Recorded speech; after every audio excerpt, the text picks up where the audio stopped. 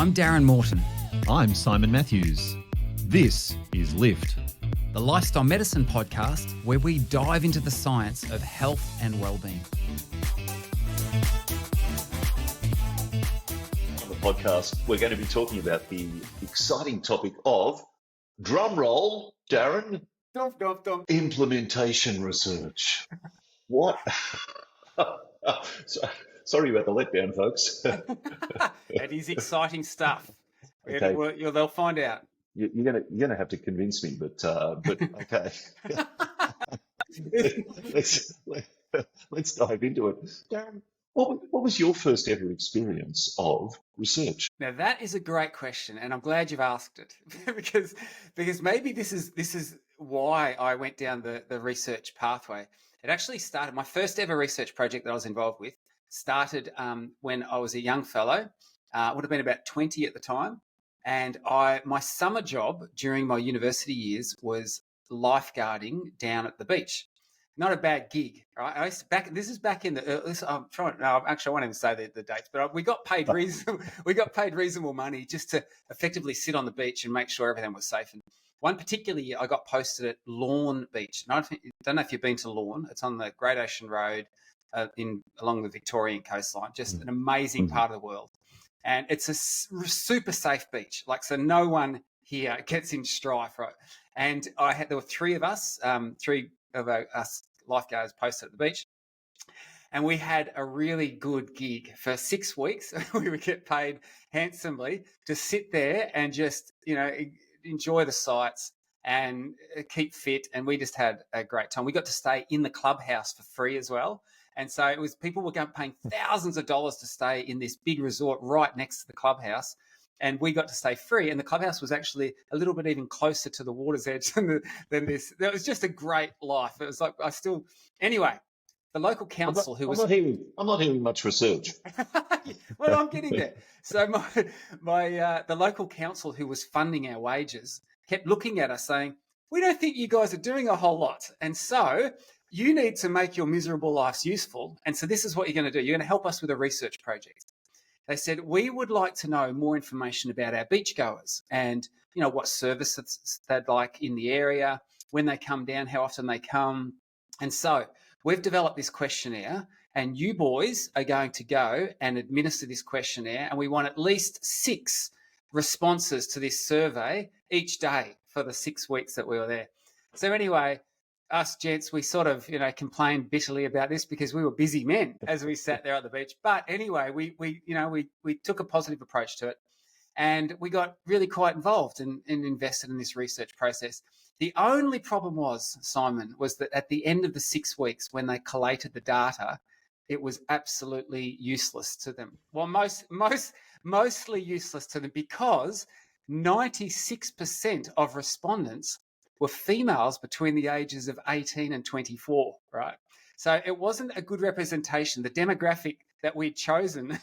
So basically, this administering this survey was our magic ticket to go up and talk to young ladies. And so anyway. So there was some researcher bias in the... There was a lot of selection bias. That's the correct term for it. There was selection bias. And so the council, I remember they were chastising us then going, can't believe you guys. Look at this. What are we meant to do with this? We've got all these responses from these girls between the ages of 18, 24. It tells us nothing. And we're like, what did you expect? Really? This was like our magic ticket to go and chat with young ladies. But anyway, the point is this, a lot of research is great, but there are some research that can be of quite limited usefulness in terms of, what it actually tells us. And I'm really excited and I was encouraged, and this came out only just a couple of days ago, because all of my research, and in fact, you have a great research interest in this space, is in the mental health game and, how we actually optimize mental health and support people in this endeavor. And there's an article that's just come out that in the Lancet Psychiatry, which talks about this whole idea of implementation research. And I love it. And I don't know if you have had a chance to have a look at this article too much yet, Simon, but it's this whole idea of, I think in the early stages of, particularly of lifestyle medicine research, the question we were wrestling with, the research question was, does it work? And there were a whole lot of dissenting voices, and I've heard them all, like, nah, it doesn't work. Nah, that doesn't work. And now, because we've done good studies, like randomized control trials, the evidence is just completely overwhelming. We know that this works. We know that when people start to eat healthier and move better and manage their stress, that the benefits of that are just, fantastic. So I don't think there's any dispute about that. Where I see dissenting voices now, though, they don't try and challenge the fact that it works. They challenge the fact that people won't do it. And so what's this call now that's come through? And this is in the article, it talks about this need for implementation research about, hey, how do we actually roll these things out? Yeah, we know they work, but how do we make them work best? And that's the research question that really grips me nowadays. And when I read this article, I actually felt a bit heartwarmed because I thought, you know what, this is exactly what we've been doing with the Lift Project. And this is the research it's really about doing stuff. It's about, implementing, it's about action research, and then stepping back and going and collecting data and saying, well, did it work or did it not work? And if it did work, well, let's persist. If it didn't work, let's pivot. It's almost like research is adopting a more entrepreneurial approach to practice. And I really get excited about that. So anyway, when I read this article, I stood back and I thought, you know what? We've actually got some really key things that we've learnt through implementing the Lift project. And I thought that'd be a great thing to discuss today. That whole of the learnings from the Lift project from an implementational research perspective. Yeah. It's interesting that you talked about that that idea of the gap between the knowledge and the doing. Many years ago, I had a conversation with a physician many years ago myself in relation to me. So many years ago, maybe 30-ish years ago, I was significantly weightier than I am now, to the tune of about 25 kilos. So for our for our US listeners, that's about 55 pounds or thereabouts. Wow. And through a process of, and this was long before my involvement in lifestyle medicine, through a process of careful attention to diet, moving more. They were probably the primary drivers, actually. Moving more and attention to diet. I over a period of several months, I lost that weight, and I've essentially kept it off since then. My weight fluctuates a little bit, but essentially maintain that same weight. I had a conversation with a physician years ago, and I was recounting this story to him, and he said, you're one of about 3% of people who can do this. Yes. Most people, they get some change and they end up regaining the weight or something like that.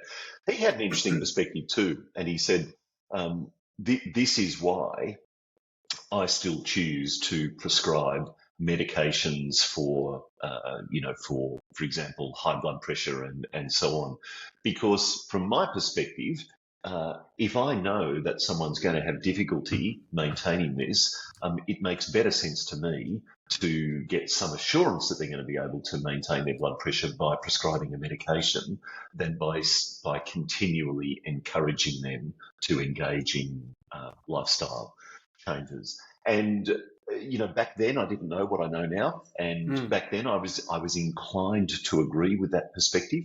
That from a public health perspective, that made more sense. From what I now know, I think though we can do more. We can do more to bridge that gap between the research and the implementation. So I'm fascinated by, my question to you is, what was your catalyst for making those changes in the first place? The catalyst was actually a photograph. Really? So yeah. So so my oldest son, Oliver, who'll be 29 this year, was born, my wife took a picture of me holding him, just cradling him he would have been a matter of weeks old. She took a picture of me. I could have taken my arms away and he would have sat quite comfortably on my significantly sized abdomen at the time. And when I saw that photo, I thought, oh my goodness, yeah, that's not what I want. Yeah. So yeah, So that was the catalyst for me. so that was the catalyst. Then what's kept it off for you? Yeah, Because you he's a should be big boy you should now. be a you should be a you should be a health coach, Darren. I've learnt from the best. So what? Yeah, I mean, he's a Yeah, big boy now. You it's a don't need to. great question. So these days, um, actually, I think I've shown you that photo, haven't I, of Lenny Kravitz, Yes. aged 59. Yes. Yeah. So I'm 57. I'm Mm, 2 years off Lenny Kravitz. So yeah. that's one thing that keeps me going now. When I'm 59 years old, I want to look like Lenny Kravitz. Not the Mm, hair, granted, but the rest of it. I want to look like Lenny Kravitz. Seriously though, what keeps it off now is a desire for healthy longevity. You know, mm, I want to keep my health and well-being into old age. I have no intention of retiring ever in my life. I want to be able to continue working, to continue doing the things that I love doing. And so these days, what drives me to keep that off is that internalized desire to stay healthy for a long time. And obviously, that's where your values are, and that's a fantastic thing to have. That's that you really identifying your why. Yeah, it's interesting, Yeah. and we could talk about maybe we do a whole new podcast on this, but there is the National Weight Loss Registry where runs off the premise that success leaves clues. And what they do is people who have lost significant amounts of weight, like in the order that you have, and have been able to keep it off for 5 years or better, Mm-hmm. they study these success stories and say, well, what is it about them that allows them to do that? Where, as you indicated, 97% of others can't. And there's some key insights that have emerged from that. And maybe we'll keep that mystery alive and look at it another. Absolutely. And as well as success, failure leaves clues as well. It And does. we oughtn't to look past that. There was a very famous back in the Second World War. There was a now famous discussion of what led to strength in aircraft. So aircraft would fly off into battle, and they would return. They'd be shot up, and there'd be bullet and shrapnel holes and so on in the aircraft. And people used to look at these and erroneously conclude that the areas that were shot up were the areas that needed to be strengthened. In fact, the areas that weren't shot up in those planes were the ones that need to be strengthened because they were the planes that didn't return. Fascinating. So, so we need to think carefully about the both sides of the equation, I think. And the Lancet article talks about that, doesn't it? It talks It about does. what does work and what doesn't work. Yes, I love that. And so, yeah, to return to this whole idea of implementation research and this whole idea of, in the world of entrepreneurship, they talk about testing something, and then if it works, then persist. If it doesn't, Hmm. then pivot. And so I really love this language that's been adopted in academia. And that's really been the story of the Lift project. We've just, from the get out, I knew that, okay, step one was starting with a great product. That we did the randomized control trials, and we know that, yeah, that works when people engage with it. So the question is, how do we get people to engage with it, and how do we get Hmm. people to engage with it best?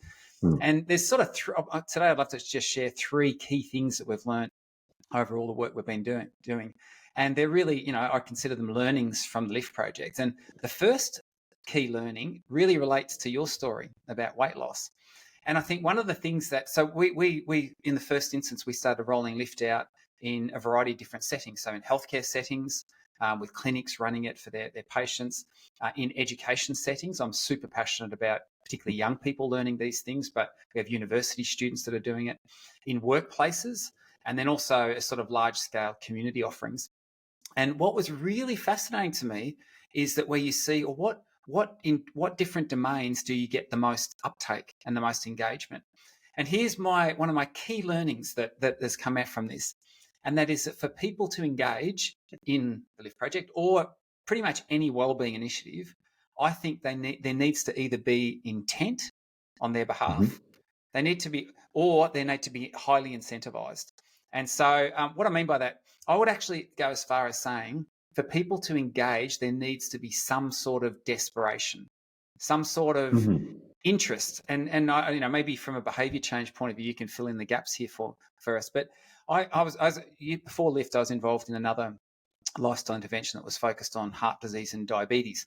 It's Mhm. called the CHIP program, and I was always fascinated to see who came to a program like that. Mhm. Mhm. And it was either people who had had a massive health scare, and so all of a Mhm. sudden they'd had zero interest in this space throughout the course of their life, but now when the doctor says, "Hey, you know what? This might happens again, and you're not going to be with us," all of a sudden there's a desperation, and a great intent to make some change. Mhm. Mhm. Intriguingly enough, I would also see another small slice of the demographic who had come to programs like this, and these were these what we call health nuts. I'm a health nut, but I would think to myself, what are you doing here? Why are you here? And it's because they were desperate for the latest and greatest, the new knowledge. Mhm. They were sort of those early adopters. Mhm. But put them under that, they're both under that same category. They needed to be in that almost that state of desperate to be involved. And what we Mhm. definitely find is that engagement levels are highest when there is really strong intent. Um, And and where that's we really find, behavioural yeah, change. That's really the idea of need, or at the very least, perceived need. So being living, breathing creatures, we all have needs that must be satisfied. We have needs for sleep, for food, for water, for air, and so on. We also have psychological needs, yeah, achievement, efficacy, connection, relationship, and so on. And it's the pursuit of those needs that typically drives those desires for behavioural change. And if it's not if it's not a need, then it's a strong want, which might be a perceived need. So, for example, healthy longevity for me is a need. Looking like Lenny Kravitz, not so much a need, but but it's still going to help me. yes, yeah. Lift is supported by the Lift Project, an educational adventure where you learn science-based ways to lift your mood and your life. The Lift Project is lifting lives around the globe, in healthcare settings, workplaces, schools, universities and communities. To find out more, visit theliftproject.global. Yeah, well, that really has shaped the direction we went with Lift to a certain extent. That understanding that there needs to be that need, and what we found is that we see the best engagement in two places. One is in healthcare settings where people are coming to their GP and they're looking for solutions. They're desperate for solutions, and when we run it in that context, we see very high levels of engagement. The other area we see very high is quite interesting, and that is in education settings. Mhm. And the reason that we see high levels of engagement in education settings is because they have to do it. And that's a beautiful Ah, thing.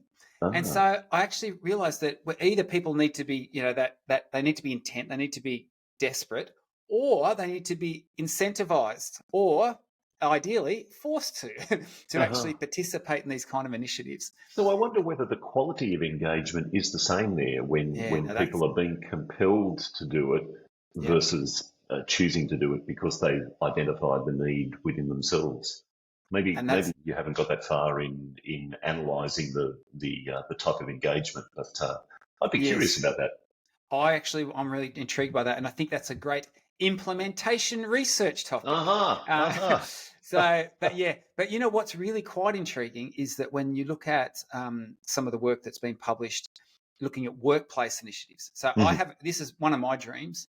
I actually would love to see innovative CEOs. So if there are any of you out there listening to this podcast, I think this is going to come. But for example, I work at a university and I'm required to do mandatory training. For example, I have to do training on how to manage cybersecurity. I have to do Mhm. training on anti-bullying. And I'm assuming it's not just me. It's like that's a condition of our workplace. Like we have to do training on certain areas that are important and relevant to the industry you're in. If my friends who work in some trade, they're trade people, they have to do training on correct lifting technique. Mhm. Mhm. I am looking forward to the day, and I think it's coming, when workplaces will say, we know that what's really critical to the success of our organisation is the well-being, the mental well-being of our workforce. And so we require we actually require, as part of a condition of employment, that you do training in healthy, practices to support your mental well-being. It's good for you. It's good for us. It's the right thing to do. It's a smart thing to do. And so I think that day's coming. Until that day comes, what's really quite interesting is the data on what sort of engagement levels we see when people do, when in a workplace setting, a wellbeing initiative is offered. And what you find is that typically, if a random, wellbeing initiative is offered in a workplace, you'll get about 20% engagement.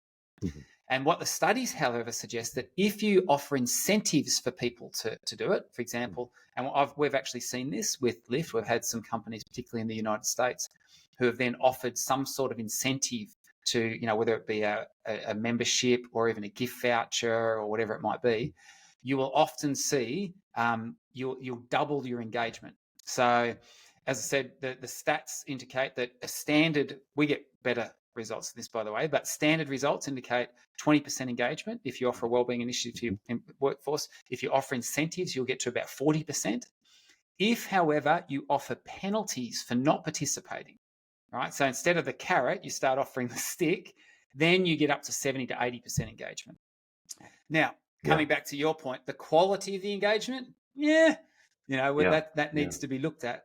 But I think that's a really insightful thing, and I think it speaks to human nature, doesn't it? That in order for us to engage, we need to be incentivized or really desperate.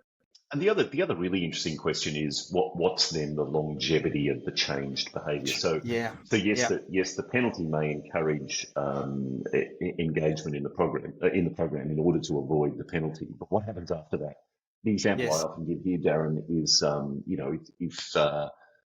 if you're driving down the M1 motorway, which joins our two houses, if you're driving down the M1 motorway at speed, which I know you're inclined to do. I'm a very responsible driver. You see parked up ahead on the side of the road a whitish vehicle with an irregularly shaped roof. You know exactly what it is straight away, don't you? Yes. You know that's a parked highway patrol car with no doubt checking speed.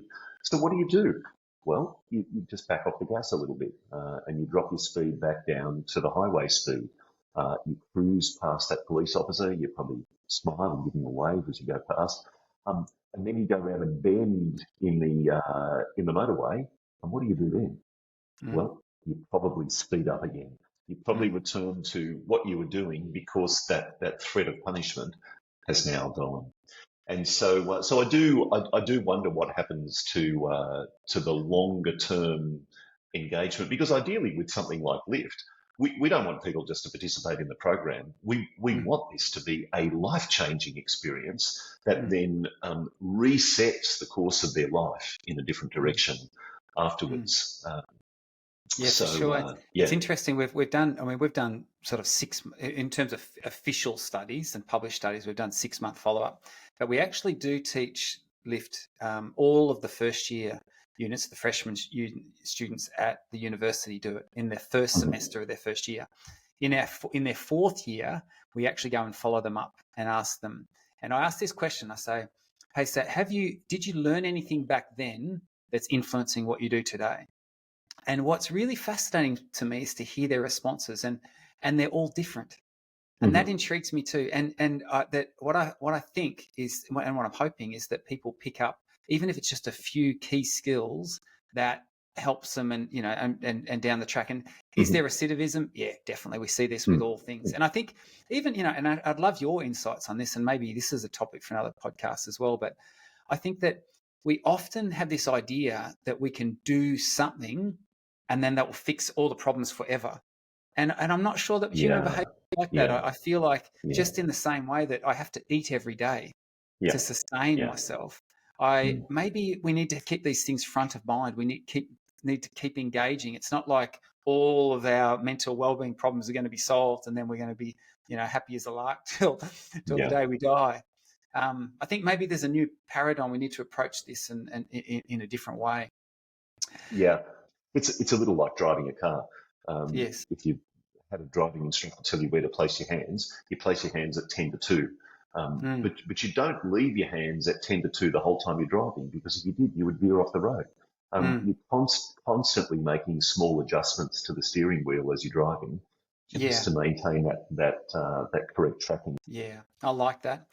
So to return to this whole idea of implementation research, after literally rolling this out in different settings, one of the first key learning we've had is that for people to participate and engage, they either need to be desperate and looking for solutions, or they need to be incentivized, ideally forced to do it if they can. And that's where you actually get at least the best levels of engagement. The quality of engagement, we still need to tease that out, and we will as time goes on. But that's our first learning. Here's the second learning that we've had. And I titled this, is it Frank Sinatra that sung the song "I Did It My Way"? I think so. I suspect lots of people have sung it, but I'm pretty sure he was one of them. I think he was one of them. What we did, and this was very intentional when we were developing and designing Lift, we actually that whole autonomy piece, and people, this isn't a mystery, and I learnt this from you with the health coaching space, is that people don't want to be told what to do, and people probably aren't going to do it if you do. And so we actually built in, for example, even the language for those who have participated in the Lift project. You'll hear that I talk about. So, we've learned what the science says that can help to lift your mood in your life. So here's some challenges you could try that involve putting those learnings into practice. And my phrasing is always, now it's challenge by choice, right? But the more you put in, the more you're going to get out, because, and so there's a lot of that phrasing. And then what we've also done in the Lift project, we cater for different learning styles. So people can watch a video, they can listen to it, they can read the content. Anyway, why I share that is that we get, we've literally got sort of in our data collection process, we've got thousands of responses from people and we get them to say, what did you like about the Lift project? What didn't you like about the Lift project? And one of the key themes that constantly emerges is people say, I like the fact that I could do it at my own pace, or I could choose what I wanted to do and what I didn't have to do. I like the fact that I could decide on which way I wanted to. And so it just really speaks to me, that whole autonomy piece. Our implementation research is teaching us that people want autonomy. And I know that's one of the tenets of your favorite behavior change theory. In that sense, we should really be talking about implementations research in the plural. Because everyone is going to implement it in a slightly different way, in a way that fits their own set of needs, their own set of values, their own desires for the outcome that they want. And it would be incorrect to conclude that there is a single best way to implement. I agree. And I think what people do is they contextualize their learnings. I mean, there's that, and I know I do this. It's been interesting to me. I've done presentations before, and I had someone come up to me at the end of a presentation and said, "Oh, I really liked how you said this." And I'm sitting there and I'm going, "Oh, that's great. I'm glad that you drew that from it." And I'm thinking in my head, I never said that. I didn't say that. I didn't say that. But there's that famous quote that says, the student arrives. Sorry, the teacher arrives when the student is ready. Yeah. And I find that there's often times where I can engage with the exact same content that I've seen perhaps many times before, but I take something different from it because the context that I'm in at that moment in time allows me to go, oh, I never saw it in that way. It's a fresh view. So that's one of the second learning I'd say that we've one of the learnings from the Lift project is that respecting people's autonomy and realizing that people aren't going to do what they don't want to do, and so pitch it in a way that's palatable, that's appropriate. That, hey, you know what? So I can share with you the science. We know it works, but up to you whether you engage with it or not. Wonderful. So the two questions that are emerging. I mean, if we were to turn the implementation research into questions, then the first part is really, why is this important to you? Why do you want to do this? What's the need that sits underneath this? The second part is, what do you want to take out of this? What do you want to get from this? Yes, I like that. What do you want this to look like in your life is the second part of it. Yeah, I like that. So for people to engage in something, they need to be desperate or highly incentivized. We need to respect their autonomy. People want to do it their own way. And the third, I think, big learning that we've had as we've rolled this out en masse, in get it out there on scale. And this is, a lot of the literature now is talking about, we have such a big problem, particularly in the mental health space. How do we implement things that work on scale, and have for large scale impacts? And that one of the big, and we've done a lot of this. I mean, we've had programs now where in a community, as a community, we've had like over 5,000 people participate in a single program that's run. And, we've had others, we've had multiple programs where we've had thousands of people participating. And what's been really interesting to me is that, and I would label this learning as, you need to inspire the influencers. And what I've noticed, for example, I'm sort of sharing home truth here, little secrets, but we had one program, as I said, in New York State, where they had over 5,000 people register for the program. And I've just gone, wow, I love this. And the feedback is amazing. We get incredibly uplifting and heartwarming stories.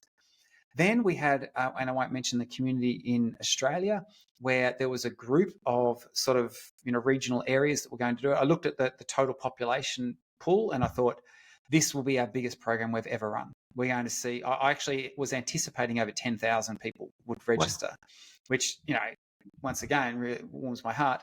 And we had about 500 people register. Yeah, wow. And I was thinking, what's gone wrong here? Why?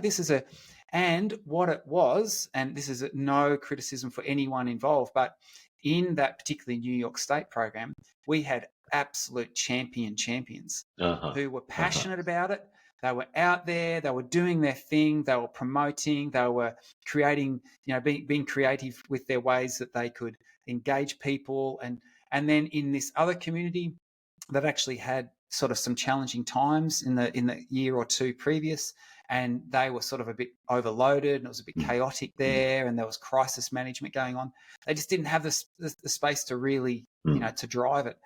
And so one of the big learnings for us is that when it comes to implementation research and doing things on scale, you have to identify who those influencers are, who are the local champions, and then how do you capture their imagination and equip them to do what they need to do. So the questions for researchers then in implementing are, first of all, how do we tap into the needs that people have?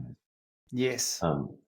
Secondly, how do we make sure that people have a choice about what they do? Yes. How they do it. And thirdly, how do we make this meaningful at a population level? How do we ensure that the behavioural changes themselves are meaningful? One of our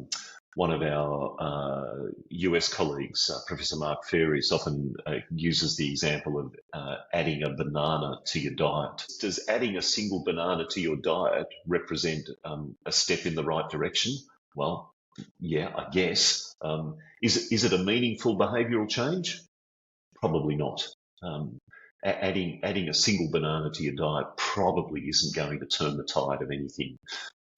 So we need to be careful to make sure that the behavioural changes that we're focusing on are of sufficient magnitude and scope to ultimately be meaningful in the lives of the individuals and at a population level as well. Yeah, and at a population level, and population shift often starts with small scale shift in smaller demographics too. I think of some work we did with I was involved with, as I mentioned earlier, another intervention, and I remember that we learnt quite quickly was that when people would, what we see, for example, people who front up to a wellbeing intervention, normally it's at least 2/3 female. And I remember we would see these gentlemen come into this program and they would be like hanging their head. You could see they're just being sort of dragged in by the ear by the wife, and she'd sit there and, like nudging the whole time. You're like, Harold, you need to be listening to this. Like this is, and, but what we did learn is that in a home context, so, come from a population level down to the home environment, often it was the female that drives the wellbeing agenda, or at least puts processes in place. And we actually know this. I mean, a lot of developing development organizations, when they work in certain regions, they'll identify who's the influencer in the home. And often if they can empower, for example, the female, then that will change the culture within that particular family. And then, you do that enough families and you start to see changes across the board in the population. So it comes back to that whole idea once again, who are the influencers, who are the champions, and how do we inspire and equip those to be able to do a good work so that they can have their collective impact. Lenny Kravitz, he would influence me. He has. You know what? I'm hoping. I don't want to burst the bubble because you sent me the photo of Lenny Kravitz, and I thought, wow, I'm only 53, and I've got some work to do to look like him at 59 as well. So maybe I'll make that my aspiration. But I just have this nowadays with this whole AI, and I've seen the ability to make photos that aren't quite legitimate. I'm hoping it's real. And let's not burst that bubble. Maybe let's just pretend that it's real so that we've got something to aspire to in our senior years. Works for me. I've got one more question as we finish off.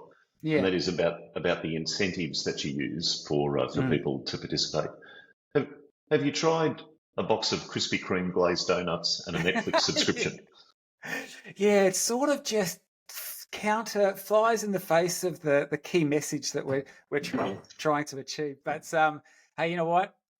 I don't know. I'll give some thought to that. Certainly, I think this whole implementation research space is what excites me, and I think that it's a move in the right direction, where the academic community are realizing that yes, we need clinical trials, we need this double randomized control, placebo, all the rest of it, but there is an important place right now when the needs are so great there for solutions that are scalable and can have large scale impact, that this whole implementation research paradigm where we just do stuff and do it now and then test and see what happens. And if it works, then persist. If it doesn't, then we pivot and we just keep learning from what works and what doesn't work.